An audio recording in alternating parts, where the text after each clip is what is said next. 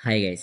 World కప్‌లో 5 centuries, ఓడీఐలో 3 double centuries, ఐపీఎల్‌లో 5 trophies ఈ అచీవ్‌మెంట్స్ ఉన్న రోహిత్ శర్మని ఒకరోజు టీం నుంచి డ్రాప్ చేశారు. అంటే మీరు నమ్ముతారా? ఆయన కెరీర్ అయిపోయిందని అందరికీ అనిపించింది. కానీ రోహిత్ శర్మ మాత్రం నా జర్నీ ఇక్కడే స్టార్ట్ అయిందని చెప్పారు. ఈ వీడియోలో ఒక డ్రాప్ అయిన ప్లేయర్ ఎలా హిట్ మ్యాన్ అయ్యాడో తెలుసుకుందాం. రోహిత్ ముంబైలో ఒక చిన్న మిడిల్ క్లాస్ ఫ్యామిలీలో పుట్టాడు. తన పేరెంట్స్‌కి మంత్లీ ఇన్కమ్ చాలా తక్కువ. అందుకే స్కూల్ హాస్టల్‌లో తన అంకుల్ దగ్గర చదువుకోవడం స్టార్ట్ చేశాడు. ఆయనకి క్రికెట్ మీద ఉన్న ప్యాషన్‌ని చూసి స్కూల్‌లో కోచ్ అయిన ఫుల్ స్కాలర్‌షిప్ ఇచ్చారు. ఇక్కడ నుంచి హిట్ మ్యాన్ జర్నీ స్టార్ట్ అయింది. 2007లో టీ20 వరల్డ్ కప్‌లో ఆడిన మంచి పర్ఫార్మెన్స్ తో అందరిని ఇంప్రెస్ చేశాడు. కానీ 2011లో ఓడిఐ వరల్డ్ కప్ కి సెలక్షన్ లో రోహిత్ శర్మ పేరు లేదు. ఆ రోజు ఆయన ఫ్యామిలీతో కలిసి వరల్డ్ కప్ మ్యాచెస్ చూస్తున్నాడు. ఐస్ లో టీయర్స్ తో ఒక క్రికెటర్ కి వరల్డ్ కప్ మిస్ అయ్యామంటే హార్ట్ లో చాలా పెయిన్ ఉంటుంది. అంత పెయిన్ లో కూడా రోహిత్ గివ్ అప్ చేయలేదు. తన డ్రీమ్ మీద నమ్మకంతో నెట్ ప్రాక్టీస్, డొమెస్టిక్ మ్యాచెస్ లో అవుట్ స్టాండింగ్ పర్ఫార్మెన్స్ ఇచ్చాడు. 2013లో ధోని రోహిత్ ని ఓడిఐ ఓపెనర్ గా పెట్టి ఛాన్స్ ఇచ్చాడు. అండ్ ఆ ఒక్క డెసిషన్ రోహిత్ శర్మ లైఫ్ ని మార్చేసింది. తర్వాత ఏం జరిగిందో అందరికీ తెలుసు. 264 runs in ODI world record, 3 double centuries, 5 centuries in single world cup,